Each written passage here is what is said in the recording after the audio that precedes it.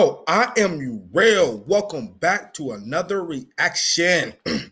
Home Alone, pitch me. Hope y'all like it, because I hope I do. Let's get it. Play.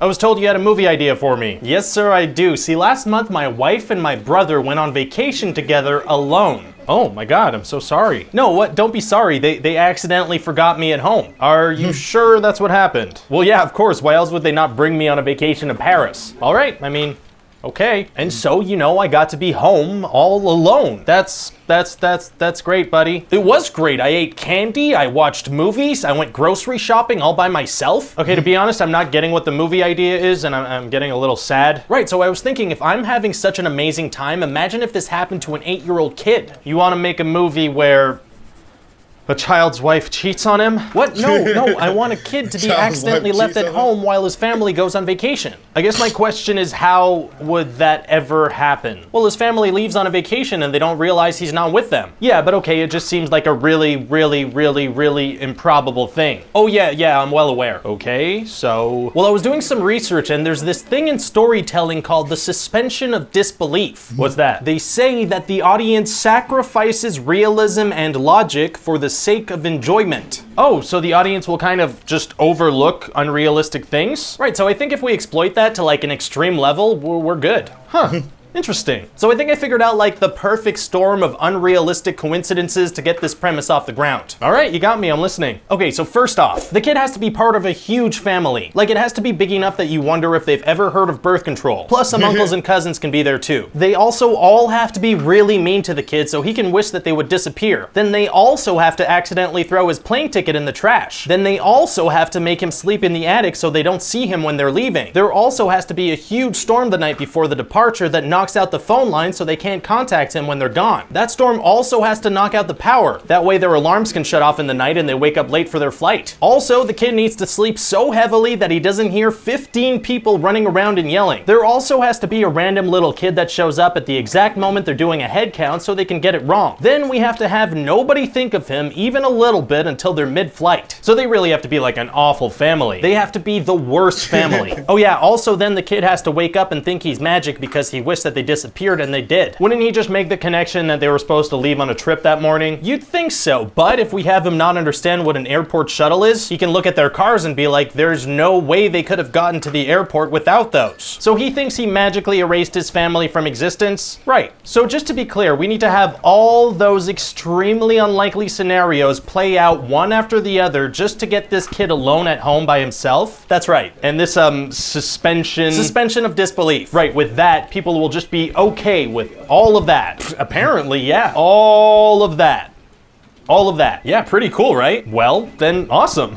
So tell me more about this kid, Kevin McAllister. Well, you know how his family is the worst? Yeah, I imagine he's like the only nice one in the family. Oh no, he's also the worst. Oh, he is? Yeah, he calls his mom a dummy and he's really snarky with everyone. He's also unable to pack a suitcase, like it's the end of the world for him to do that. And how does he get over the trauma of the situation? The trauma? Well, I mean, in Kevin's mind, he's essentially just killed his family with a wish. I imagine that's gonna be hard for him to come to terms with. Actually, super easy, barely an inconvenience. Really? Well, I probably should have mentioned before that Kevin is a psychopath. Oh yeah. We're talking complete disregard for the physical and emotional well-being of everyone he comes across in his life. And he talks to himself kind of a lot. So he's happy that they're dead. He's thrilled. He has a little eyebrow celebration thing, and then he does all the exact same stuff I did when I was home alone, except I didn't shave. Does anything else happen, or do we just watch a kid go crazy at home by himself? Well, I'm glad you asked, because that's where things get really interesting. How's that? Well, it turns out that 2 burglars have their hearts set on breaking into the McAllister house. So why this house in particular? One of them mentioned something about it probably having some VCRs. VCRs are great, and they always will be. So these guys think that the house is empty because they've been casing the joint.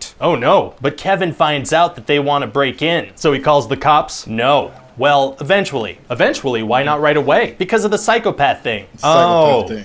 I don't get it. Well, the bandits break in, but Kevin is like some kind of genius. Like he set up a bunch of intricate death traps that they walk into one by one. But you said the kid was freaked out about packing a suitcase, like that was too much. Oh, right. And now he's like a death trap engineer? Yeah, no, that's a mistake. I'll change the suitcase thing. That doesn't make any sense. Meh, it's probably fine. You sure? It's no problem. I could change it to something that makes the whole death trap engineer make sense. Nah, keep the suitcase thing. It's all good. Okay, so he's too stupid to pack a suitcase, but he's great at traps. So what happens with the robbers? Well, they somehow survive a bunch of very, very fatal injuries. Wow. Yeah, and in the middle of the robbery, it seems like they forget that they wanted to rob the house and now they just want to murder this child. It becomes about murder. It seems that way. Because at a certain point, Kevin just leaves them alone in the house and they don't take anything. Just focused on the kid, no more VCRs. Yep, so at the end, they get arrested because they tried to break in and murder a child. It's very dark. And then overnight, he manages to clean up all the traps, including some stairs covered in tar. And then his family comes back the next day and immediately ignore him again.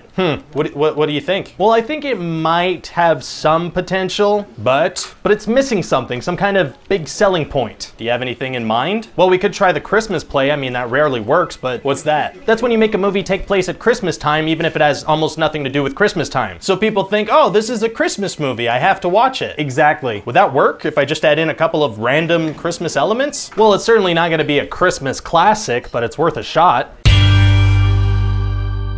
Oh, it is a Christmas classic. Oh man, these pitch meetings got me wondering: do they talk like this in their pitch meetings for real?